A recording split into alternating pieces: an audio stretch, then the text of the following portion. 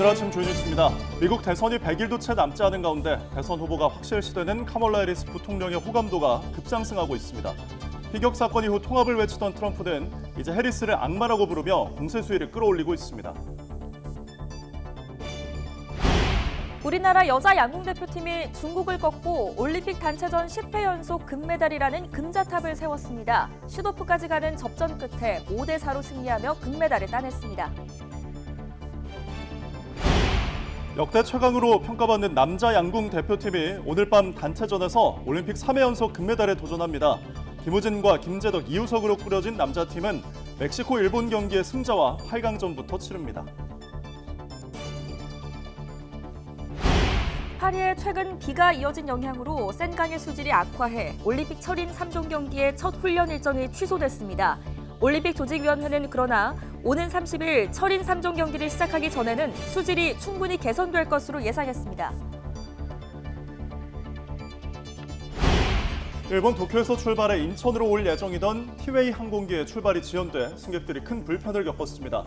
이 티웨이 항공기는 지난 25일에도 일본 후쿠오카에서 출발이 15시간이나 지연되는 사태가 발생했습니다.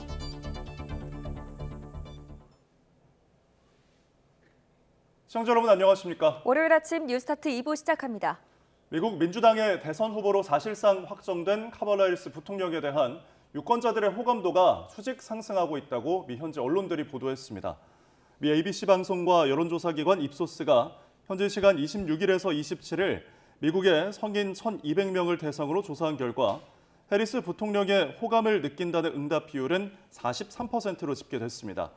한 주 전 같은 조사 당시 35%와 비교하면 8%포인트 상승한 수치입니다. 이와 함께 해리스 부통령이 사실상의 대선 후보로서 선거운동에 나선 일주일 동안 2억 달러, 우리 돈으로 2,771억 원의 기부금이 몰려들고 있습니다. 반면 공화당 대선 후보인 도널드 트럼프 전 대통령의 호감도는 36%로 공화당 전당대회 직후 실시된 한 주 전에 비해 소폭 하락했습니다. 우리나라 여자 양궁 대표팀이 중국을 꺾고 올림픽 단체전 10회 연속 금메달이라는 금자탑을 세웠습니다. 전훈영과 남수현, 임시연이 출전한 여자 양궁 대표팀은 중국과의 결승전에서 슛오프 끝에 5대4로 승리하며 금메달을 따냈습니다. 이로써 우리나라는 단체전이 처음 도입된 1988년 서울올림픽 때부터 한 번도 빼놓지 않고 10회 연속 우승이라는 위협을 달성했습니다. 사격에서 우리나라 두 번째 금메달을 포함해 메달 2개가 한꺼번에 나왔습니다. 여자 10m 공기 권총 결선에서 우리나라 오예진이 올림픽 신기록으로 금메달, 김예지가 은메달을 땄습니다. 우리 사격이 올림픽 시상대에 나란히 올라간 건 지난 2012년 런던 때 금메달 진종호, 은메달 최영래 이후 12년 만입니다. 최근 비가 이어진 가운데 센강의 수질이 악화해 파리올림픽 철인 3종 경기의 첫 훈련 일정이 취소됐습니다. 파리올림픽 조직위원회와 국제철인 3종 연맹은 현지 시간 28일 공동 성명을 내고 이날로 예정됐던 훈련을 취소한다고 밝혔습니다. 이어 최근 며칠 동안 비가 온 탓에 수질이 나빠진 것이라며 오는 30일 철인 3종 경기를 시작하기 전에 수질이 충분히 개선될 것으로 확신한다고 덧붙였습니다. 이번 올림픽과 패럴림픽의 철인 3종 수영 경기와 오픈워터 스위밍이 열리는 센강에서는 기준치 이상의 대장균과 장구균이 꾸준히 검출돼 대회를 치르기에 부적합하다는 지적이 이어졌습니다. 일본 도쿄발 인천행 티웨이 항공 여객기가 출발이 지연되면서 승객들이 큰 불편을 겪었습니다. 이 티웨이 항공은 어제 오후 6시 40분 일본 나리타 공항에서 출발할 예정이었던 TW216편이 안전점검으로 인해 이륙이 지연됐다고 밝혔습니다. 일부 승객은 어젯밤 11시쯤 대체 항공편을 타고 인천으로 향했지만 나머지는 좌석수 부족 문제 등으로 오늘 중으로 마련될 다른 항공편을 기다리고 있는 것으로 파악됐습니다. 티웨이 관계자는 최대한 빠르게 대체편을 마련해 모든 승객이 귀국할 수 있도록 하겠다며 불편을 겪는 승객들을 위한 보상 절차도 진행하고 있다고 설명했습니다.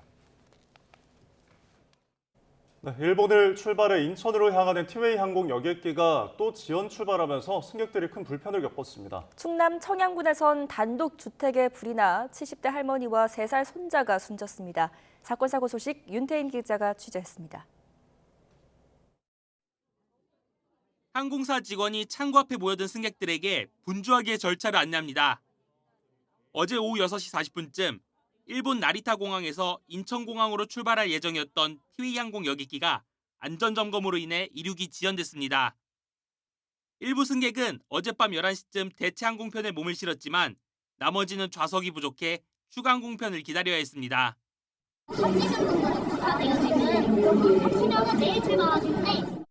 항공사 측은 불편을 겪는 승객들에게 보상 절차를 진행하고 있다고 밝혔습니다. 앞서 나흘 전 일본 후쿠오카를 출발해 인천으로 향하려던 또 다른 티웨이 항공 여객기도 예정 시간보다 15시간 40분 늦게 이륙했습니다. 단독주택이 일부 뼈대만 남고 모두 새까맣게 타버렸습니다. 충남 청양군 청남면에 있는 단독주택에서 불이 난 건 어제 오후 5시 반쯤. 불은 2시간 반 만에 꺼졌지만 집안에서 70대 여성과 3살 남자아이가 숨진 채 발견됐습니다. 이들은 할머니와 손자 관계인 것으로 파악됐습니다. 경찰과 소방은 정확한 화재 원인을 조사하고 있습니다. 경기 화성시 장안면 폐비닐 공장에선 한때 주변 소방서 인력과 장비를 모두 동원하는 대응 2단계가 발령될 정도로 큰 불이 났습니다. 공장 직원 등 30명이 대피하면서 다친 사람은 없었지만 불길이 좀처럼 잡히지 않아 한밤중에도 진화 작업이 이어졌습니다. 어제 오후 5시 반쯤엔 제주시 애월읍 한 도로를 달리던 승용차에 불이 났습니다. 불이 난 차량은 모두 탔고 운전자가 대피해 다친 사람은 없었습니다. 어제 저녁 강원 영월군 남면 남한강 상류에선 68살 남성의 시신이 발견됐습니다. 소방은 시신이 떠내려간다는 신고를 접수하고 수색 작업 끝에 숨진 남성을 인양했는데 경찰은 정확한 사고 경위를 조사하고 있습니다. YTN 윤태인입니다. 베트남 다낭에서 우리나라로 오는 여객기가 기체 이상 추정으로 4시간 늦게 출발해 승객들이 불편을 겪었습니다. 현재 시간으로 어젯밤 10시 반쯤 베트남 다낭 항공에서 인천공항으로 출발하려던 비엣젯 VJ880 항공편은 예정보다 4시간이 늦은 오늘 새벽 2시 반쯤에야 이륙했습니다. 제보자는 YTN에 최초 예정된 시간에 비행기를 탔지만 1시간 동안 이륙하지 않았고 뒤늦게 현지 승무원들이 애플리케이션 번역기를 통해 기체 고장 가능성을 알렸다고 설명했습니다. 네, 국회에선 야당의 방송사법 강행 추진을 막겠다며 여당이 대응 수단으로 꺼낸 무제한 토론 이른바 필리버스터가 이어지고 있습니다. 야당은 오늘 MBC 지배구조 변경에 대한 필리버스터를 강제 종료시키고 법안을 통과시킨 뒤 방송사법의 마지막 법안을 상정한다는 계획입니다. 강민경 기자의 보도입니다. 방송사법의 세 번째 법안, MBC 지배구조를 개편하는 내용의 방송문화진흥회법 개정안이 어제 새벽 상정됐습니다. 방송문화진흥회법 일부 개정 법률안 대안을 상정합니다. 예정대로 여당은 세 번째 무제한 토론, 필리버스터를 신청했습니다. 그동안 MBC 보도의 내용을 하나하나 짚으며 이 법이 통과될 경우 보도의 편향성이 더욱 심해질 거라고 주장했습니다. 이미 내적으로도 다양성은커녕 노조가 완전히 장악해 있는 공영방송에 외적 다양성을 내세운다고 찬성 토론으로 맞불을 놓은 민주당은 현재 법대로라면 방문진이 친정부, 보수 인사들로 구성돼 공정성을 담보할 수 없다고 목소리를 높였습니다. 어느 한쪽에 유리한 내용이 아닙니다. 오히려 공영방송의 공적 책무를 확보하기 위한 시급한 조항들을 담고 있으며 여야 간 기싸움은 중립을 전제해야 하는 의장단 사이에서도 벌어졌습니다. 우원식 국회의장이 본회의 사회를 거부한 국민의힘 소속 주호영 국회 부의장의 복귀를 촉구했지만 주 부의장은 합의민주주의를 파괴하는 폭거에 동의하지 않겠다며 단칼에 거절했습니다. 민주당은 24시간이 지나는 대로 필리버스터를 강제 종료시키고 법안을 통과시킨 뒤 방송사법 가운데 마지막 법안인 이른바 EBS법을 상정하겠다는 계획입니다. 앞서 법안 처리 과정을 모두 고려했을 때 오는 30일이면 4개 법안이 모두 국회 문턱을 넘을 걸로 보입니다. 그러나 대통령실이 방송사법에 대한 거부권 행사를 시사한 만큼 대치 전선은 법안 통과 후에도 이어질 전망입니다. YTN 강민경입니다. 윤석열 대통령은 야당이 밀어붙이고 있는 방송사법을 시작으로 민생지원금 법안과 노란봉투법까지 줄줄이 제2요구권을 행사할 걸로 보입니다. 대통령실 내부에서는 더불어민주당이 이재명 전 대표를 지키려는 목적으로 계속해서 거부권을 유도해 탄핵 명분을 쌓고 있다는 반발이 거셉니다. 강희경 기자의 보도입니다. 여야가 방송사법을 두고 국회에서 극한 대치 중인 가운데 대통령실은 다시 한번 제2요구권 카드를 꺼내들 것으로 보입니다. 이미 거부권을 한번 행사한 법안인데다 문제가 있는 내용이 오히려 추가돼 발의됐다는 겁니다. 굳이 시간 끌 것 없다는 목소리가 나오는 만큼 방송사법이 국회를 모두 통과하는 대로 윤석열 대통령은 이르면 이번 주 제2요구권을 행사할 가능성이 있습니다. 문제는 이후로도 첩첩산중이라는 점입니다. 더불어민주당은 다음 달 1일 국회 본회의에서 전국민 25만 원 지원법과 노란봉투법 처리를 추진할 것으로 보이는데 대통령실은 이 법안들 역시 받아들일 수 없다는 입장입니다. 이에 따라 야당의 법안 상정과 여당의 필리버스터 등을 거쳐 결국 법안이 국회를 통과해 정부로 이송되면 윤 대통령은 거듭 제2요구권을 행사할 것으로 보입니다. 대통령실은 윤 대통령이 거부할 수밖에 없는 법안을 야당이 줄줄이 처리하는 데 대해 불쾌감을 감추지 않고 있습니다. 이재명 전 대표의 사법 리스크를 줄이기 위해 윤 대통령의 거부권 이미지를 굳혀 탄핵 명분을 쌓고 있다는 인식입니다. 대통령실 고위 관계자는 윤 대통령을 빨리 탄핵하고 재판에서 벗어나야 한다는 게 이 전 대표와 민주당의 인식이라고 비판했고, 다른 관계자도 이재명 일병 지키기의 목적 아래 민주당이 연일 무리수를 두고 있다고 지적했습니다. 국회를 향해 정쟁을 멈추고 민생을 챙기라고 목소리를 내고 있지만 악순환의 고리를 끊을 묘수는 딱히 없는 상황이어서 용산의 고심은 계속 깊어질 것으로 보입니다. YTN 강희경입니다. 국회에서는 오늘 오전 조지호 신임 경찰청장 후보자에 대한 인사청문회가 열립니다. 국회 행정안전위원회는 조 후보자를 상대로 임성근 전 해병대 1사단장을 불송치한 경북경찰청 수사 결과에 대한 입장 등을 집중적으로 캐물을 거로 보입니다. 또 조 후보자가 지난 2018년 미국 공무 출장 기간에 맞춰 아들의 미국 대학 졸업식에 참석했다는 등의 개인 의혹도 질의 대상이 될 전망입니다. 사건 사고 한 줄 뉴스입니다. 어제 오후 4시 반쯤 경기 화성시 장안면 석포리에 있는 폐비닐 재활용 공장에서 큰 불이 나면서 소방당국이 12시간 넘게 진화에 나섰습니다. 기숙사에 머물던 직원 30명이 스스로 대피하면서 이 불로 다친 사람은 없는 것으로 파악됐습니다. 어제 오후 3시 10분쯤 경북 문경시 중부내륙고속도로 문경 2터널에서는 달리던 차량 16대가 잇따라 추돌했습니다. 앞서가던 차량 2대가 사고를 내고 멈춰서자 뒤따르던 차들이 미처 속도를 줄이지 못해 연달아 사고가 난 것으로 파악됐습니다.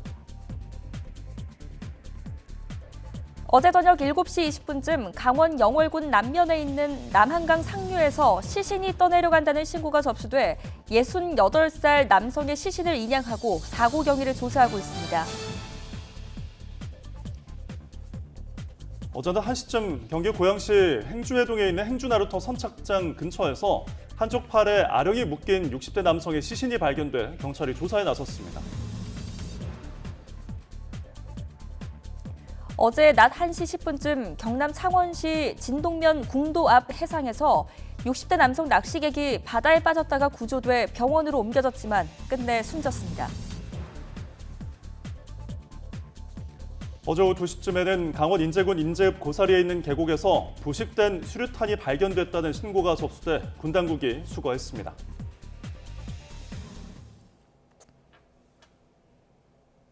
네, 오늘도 전국 많은 지역에 폭염경보가 발효 중인 가운데 한낮 최고 체감 온도가 35도 안팎까지 치솟겠습니다. 더위 속에 중북부 지역에는 비 소식이 있는데요. 자세한 날씨 알아보겠습니다. 원희다 캐스터. 네, 기상센터입니다. 연일 열대야와 무더위가 계속되고 있습니다. 오늘 더위 어떻습니까? 네, 7월의 끝자락에서 밤낮 없는 무더위가 기승입니다. 월요일인 오늘도 전국에 폭염특보가 내려진 가운데 더위의 기세가 만만치 않겠는데요. 우선 밤사이에도 곳곳에서 열대야가 나타났고요. 한낮에는 서울 30도, 습도가 높아서 체감온도는 32도까지 오르겠습니다. 경북, 경산은 사람 체온보다 높은 37도까지 치솟겠습니다. 폭염이 장기화하면서 온열 질환자도 급증하고 있어 주의하셔야겠습니다. 오늘 아침은 어제와 비슷한 기온으로 출발하고 있습니다. 현재 서울 기온은 27.2도, 대전 26.7도를 나타내고 있고요. 강릉은 30.5도로 초열대야가 나타나고 있습니다. 한낮에는 서울 30도, 광주 33도, 대구 36도까지 크게 오르겠습니다. 네, 오늘도 덥다는 말을 달고 살 것 같은데 하늘 표정은 어떻습니까? 네, 오늘 충청 이남 지방은 구름 사이로 볕이 강하게 내리쬐겠습니다. 다만 수도권과 강원도에는 비 소식이 있는데요. 현재 경기 북부와 영서 북부에는 비가 시작됐고요. 점차 서울 등 그밖의 중북부 지역으로 비가 확대되겠습니다. 이들 지역은 내일까지 5에서 30mm의 비가 오락가락 이어지겠습니다. 오늘 중부지방을 중심으로는 바람이 강하게 불겠고 특히 강원 산간에는 강풍특보가 내려진 가운데 초속 20m 안팎의 돌풍이 몰아치겠습니다. 또 아침까지 전남 해안에는 안개가 짙게 끼겠습니다. 당분간 수도권과 영서에는 비가 자주 내리겠고요. 8월이 시작되는 이번 한 주도 열대야와 무더위가 계속될 전망입니다. 지금까지 기상센터였습니다.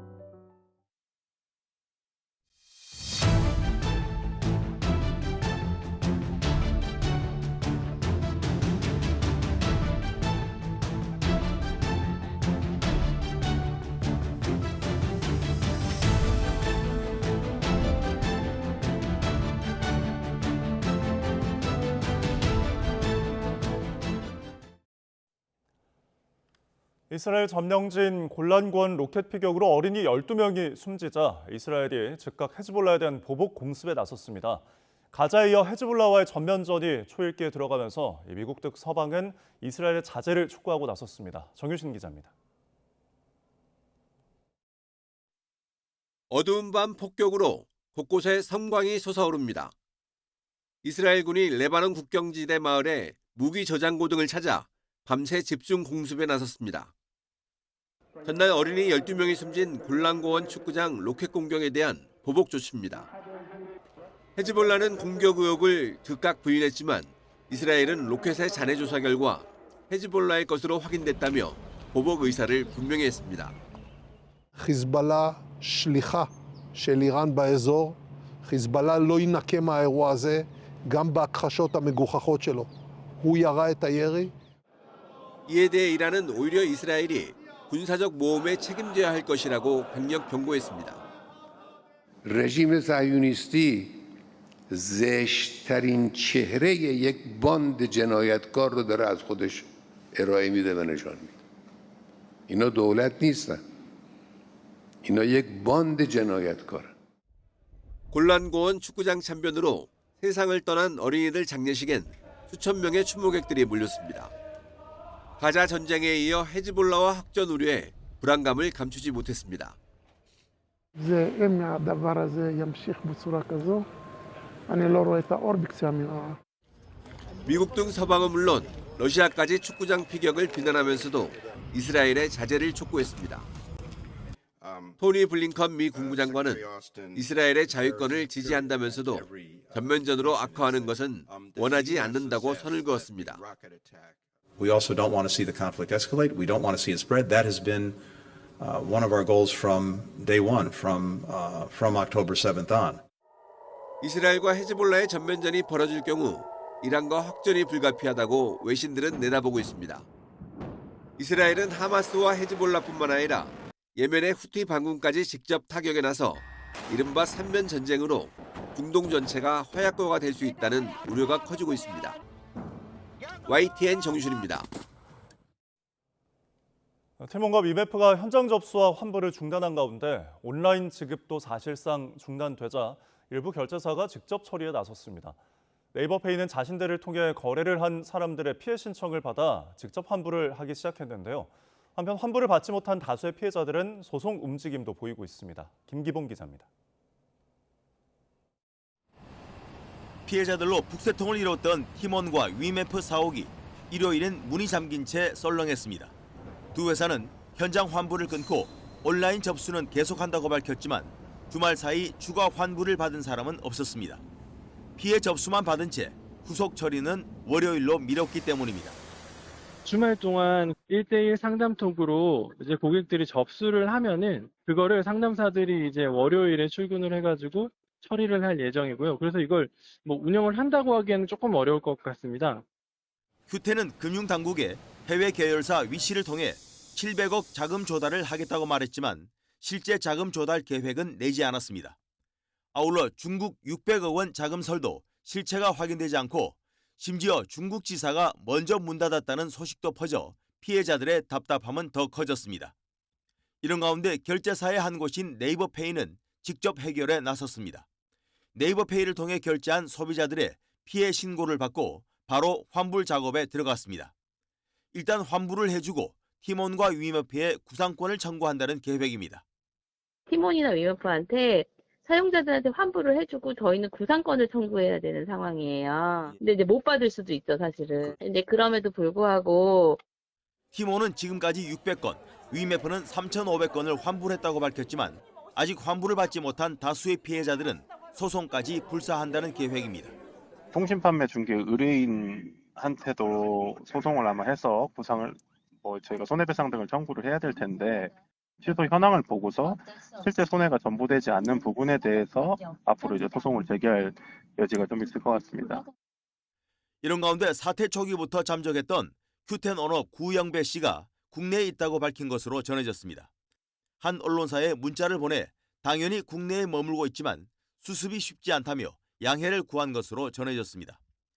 피해자들은 일요일 오후 사태 공론화를 위한 우산 집회를 기획했지만 극소수만 모여 큰 힘을 내지는 못했습니다. YTN 김기봉입니다. 정부는 오늘 팀원과 위메프의 판매대금 미정산 사태와 관련해 2차 관계부처 TF회의를 합니다. 김범석 기획재정부 1차관 주재로 열리는 회의에는 공정거래위원회와 금융당국 등 각 부처 관계자들이 참석하며 피해자 지원과 수습 방안 등이 논의됩니다. 지난주 팀원과 위메프 현장 점검에서 의미 있는 정보를 확보하지 못한 공정거래위원회는 이번 주 다시 추가 점검에 나설 계획입니다. 전세 사기 피해를 구제하는 것도 중요하지만 피해가 생기지 않도록 미리 예방할 수 있다면 더 좋을 텐데요. 경기도에서 안전한 전세를 만들기 위한 민관 프로젝트가 시작됐습니다. 최명신 기자의 보도입니다. 지난해 문을 연 경기도 전세피해 지원센터입니다. 임시거처가 필요한 사람들에게 공공임대주택을 제공하고 이주비와 긴급 생계비를 지원하고 있습니다. 어떤 정보부터 취득해야 되는지 고민되실 수 있는데 저희 센터에 전화부터 하시면 좋겠고요. 올 들어 경기도 내 전세 사기 피해 인정 건수는 벌써 4천여 건. 피해 우려가 있는 건수까지 포함하면 피해 규모는 더 늘어날 가능성이 큽니다. 사기를 당하기 전 미리 예방할 수는 없을까? 경기도와 도내 공인중개사 3만여 명이 손을 잡고 안전전세 프로젝트를 발족했습니다. 먼저 공인중개사들이 자발적으로 위험한 물건은 중개하지 않고 임차인과 함께 체크리스트를 만들어 꼼꼼하게 확인하는 안전전세 길목 지킴 운동을 시작했습니다. 중개 시 매뉴얼이라든가 잘 정리되어 있기 때문에 그것만 실천한다고 하면 전세 사고가 예방이 될 수 있고요. 916명으로 꾸려진 민관합동 안전전세 관리단은 일선 공인중개사들의 현장 정보를 활용해 불법 행위에 선제적으로 대응할 예정입니다. 공인중개사 분들이 내 계약에 의해서 모든 전세 계약이 체결되기 때문에 이 전세 계약만 안전하게 체결된다면 청년들을 구할 수 있다는 그 컨셉에서 시작됐어요. 도는 안전전세 프로젝트에 동참하는 공인중개사에게 안전전세 지킴이 스티커를 배포해 도민들이 쉽게 확인하고 이용할 수 있도록 할 계획입니다. YTN 최명신입니다. KB국민과 신한 등 5대 신용은행들의 주택담보대출이 이달 들어 5조 원 넘게 급증한 것으로 나타났습니다. 집값 상승에 대한 기대가 커지면서 당분간은 대출 증가세를 막기는 어려울 것이라는 전망이 나오고 있습니다. 보도에 오인석 기자입니다. 한국부동산원에 따르면 이달 넷째 주 서울 아파트 매매 가격은 전주보다 0.30% 올라 18주 연속 상승세가 이어졌습니다. 상승폭은 지난 2018년 9월 둘째 주 이후 5년 10개월 만에 가장 높았습니다. 매매 거래량도 넉 달 연속 증가했는데 특히 지난달에는 7천 건을 돌파하며 2020년 12월 이후 최대 거래량을 기록했습니다. 한국은행 7월 주택가격 전망 지수는 115로 2년 8개월 만에 가장 높았습니다. 주택담보대출 금리가 내리고 공급 부족으로 전세 가격이 오르면서 서울 지역 아파트 값은 상승 초기 국면에 진입했고 수도권으로 점차 확산되는 양상입니다. 향후 집값 상승 기대감이 높아지면서 대출 수요도 급증하고 있습니다. KB국민과 신한 등 5대 시중은행의 주택담보대출 잔액은 이달 들어 5조 원 넘게 늘며 가계대출 증가세를 이끌고 있습니다. 가계부채 증가 속도를 조절하기 위해 은행권은 주택담보대출 금리를 속속 올리고 있습니다. 이달 들어 두 차례 주택담보대출 금리를 올린 KB국민은 추가로 0.2%포인트를, 신한은 최대 0.3%포인트 상향 조정할 예정입니다. 하지만 최소한 2단계 스트레스 총부채 원리금 상환 비율이 시행되는 9월까지 가계대출 증가세가 이어질 가능성이 크다는 게 시장의 지배적인 전망입니다. 은행권은 스트레스 DSR 2단계 시행 전 대출을 받으려는 수요가 몰리고 하반기 기준금리 인하 가능성도 커지면서 부동산 경기 회복에 따른 대출 증가세를 막기에는 당분간 역부족일 것으로 전망하고 있습니다. YTN 오인석입니다. 오늘의 경제일정입니다. 정부가 티몬과 위메프의 판매 대금 미정산 사태와 관련한 2차 TF회의를 엽니다. 피해 규모와 피해자 지원, 수습 방안이 논의됩니다. 기획재정부가 오늘 2023년 인구주택 총조사 결과를 발표합니다. 인구 절벽의 위기 속에서 지난해 우리나라 인구 가구 수 변화와 연령대별 인구 구조가 어떻게 바뀌었는지 밝혀질 전망입니다. 오영주 중소벤처기업부 장관이 오늘 알카자비 사우디 상무장관과 양자 면담을 갖고 두 나라 산업의 협력 방안을 논의합니다. 특히 중소벤처 분야 정책협의체 신설과 양국 대표 스타트업 행사 교류 확대 등을 협의할 예정입니다. 중소벤처기업부가 코로나19 시기에 불어난 소상공인의 대출 부담을 덜기 위한 세부 계획을 오늘 공개합니다. 정부는 소상공인들의 정책자금 상환을 최대 5년까지 늘리고 대환대출 대상을 확대하는 등 금융지원 3종 세트를 시행할 예정입니다. 한국경영자총협회와 대한상공회의소 등 경제 6단체가 추경호 국민의힘 원내대표와 간담회를 갖습니다. 경영계는 국회 본회의 통과가 임박한 노동조합법 개정안 이른바 노란봉투법에 대한 우려를 전달할 예정입니다.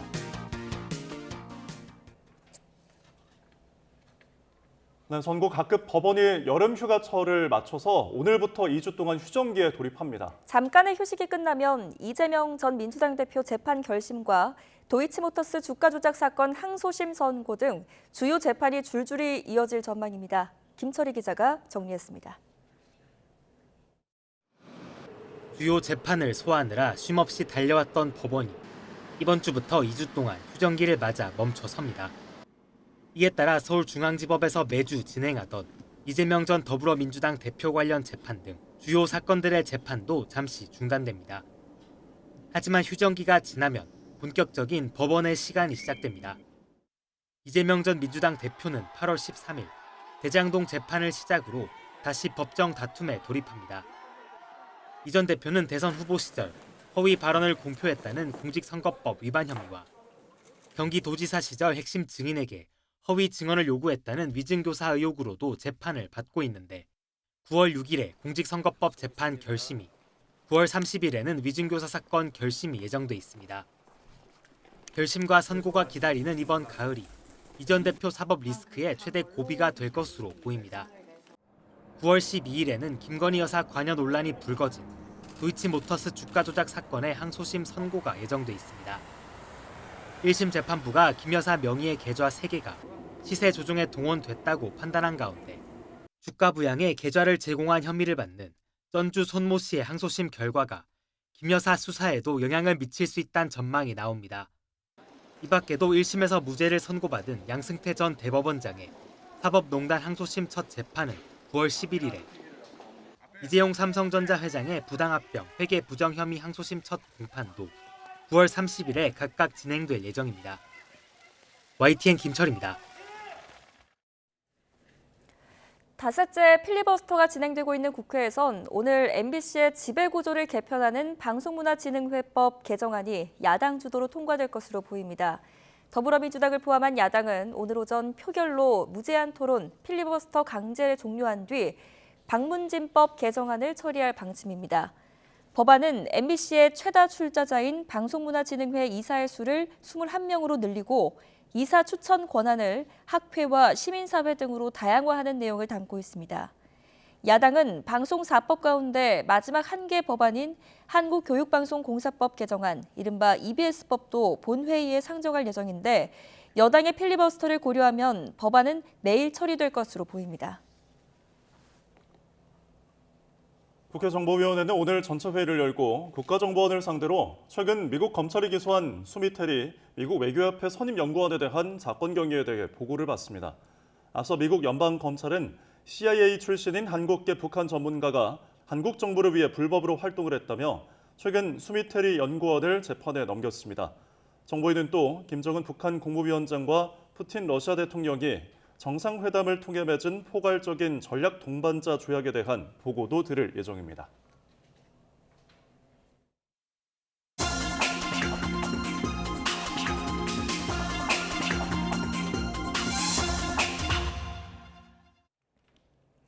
오늘의 글로벌 픽입니다. 일본의 사도광산이 유네스코 세계문화유산 등재가 확정된 가운데 사도광산의 조선인 노동자 기록을 담은 전시관이 일반에 공개됐습니다. 당시 조선인 노동자들이 열악하고 위험한 곳에서 일했던 기록 등이 담기긴 했지만 강제 동원이라는 표현은 여전히 빠져 있습니다. 일본 니가타현 사도시에서 김세호 특파원이 전해드립니다. 일본 사도광산에서 2km 떨어진 곳에 있는 사도시 아이카와 향토박물관. 일제강점기 사도광산에서 일한 조선인 노동자들의 기록을 담은 공간이 별도로 마련됐습니다. 朝鮮半島出身者を含む労働者たちが当時鉱山でどのような環境で働いていたか、生活をしていたかをこういった展示資料の中からその事実を知っていただければと思っております。 위험한 작업에 투입된 조선인이 일본인보다 많았다는 기록과 이를 구체적인 수치로 나타낸 내용이 눈에 띕니다. 또 민간업자가 조선 총독부의 허락을 얻어 모집에 나섰다는 설명을 통해 일본 정부의 개입이 있었다는 점도 알 수 있습니다. 이곳 박물관 2층은 조선인 노동자들에 대한 기록들이 전시되어 있습니다. 특히 당시 조선인 노동자들이 처했던 가혹한 노동 환경을 일부 엿볼 수 있습니다. 부친이 학생 때 강제 징용됐다는 일본인 관람객은 한일 양국이 징용을 더 잘 이해할 수 있기를 바란다고 말했습니다. とても勉強になるし、もっともっと相互理解を含めて深めていくいい機会になればいいかなと思ってますけど. 일본은 2015년 군함도가 세계 문화유산으로 등재된 이후 관련 전시에 조선인 강제 노역을 제대로 설명하지 않았습니다. 이에 비하면 이번 조선인 노동자 관련 기록과 설명은 일부 진전이라고 볼 수 있습니다.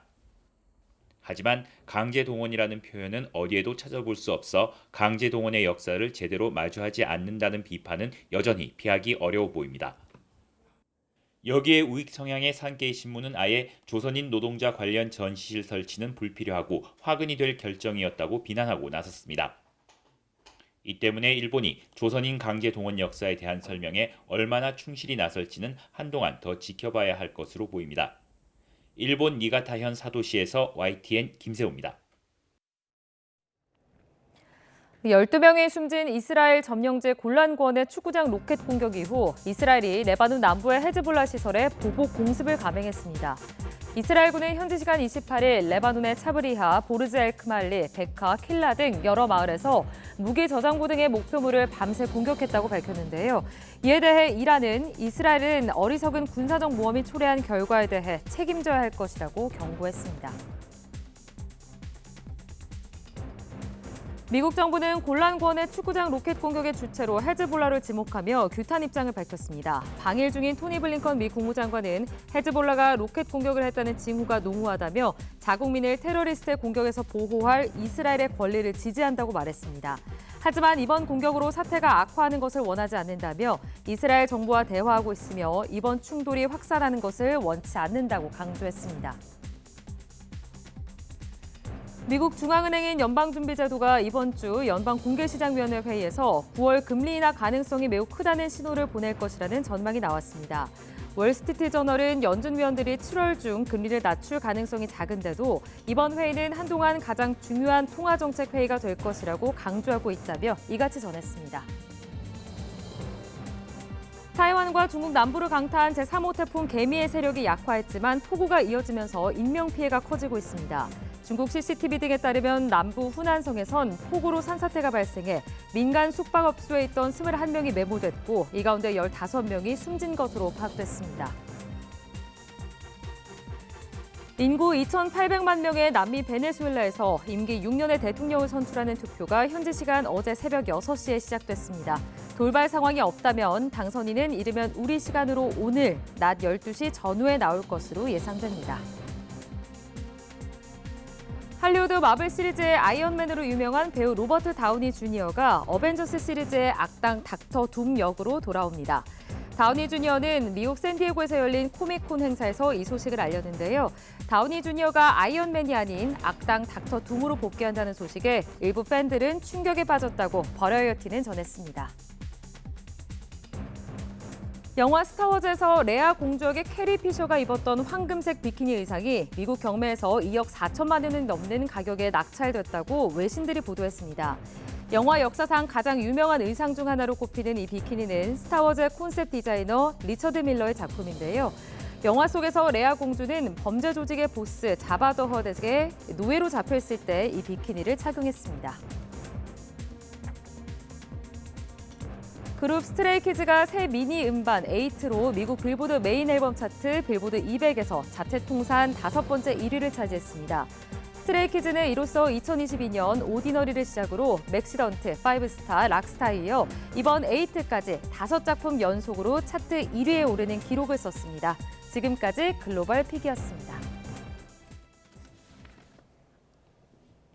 재해가 발생하면 재해 지도를 가지고 대피하라. 정부에서 만든 지침인데요. 과거에 침수된 이력을 나타내는 침수 흔적도 같은 재해 지도는 지자체가 만들고 또 어떤 내용이 담겨야 할지까지 법으로 강제하고 있습니다. 관리가 잘 되고 있을까요? YTN 데이터랩이 분석했습니다. 인천시가 시민들에게 공개한 2017년 기준 상습 침수 구역입니다. 계양구 작전우체국 인근 55만 제곱미터도 여름이면 언론의 단골로 등장하는 침수 구역입니다. 지난달 이후 한 달 사이에 무려 3번이나 이런 피해가 반복됐습니다. 거의 사람 키만큼 물이 찼으니까. 인천시가 파악한 상습 침수 구역은 여의도 면적의 1.3배. 하지만 행정안전부가 관리하는 생활안전지도의 침수 흔적도는 피해 면적이 그보다 훨씬 작고 전혀 다른 곳을 가리키고 있습니다.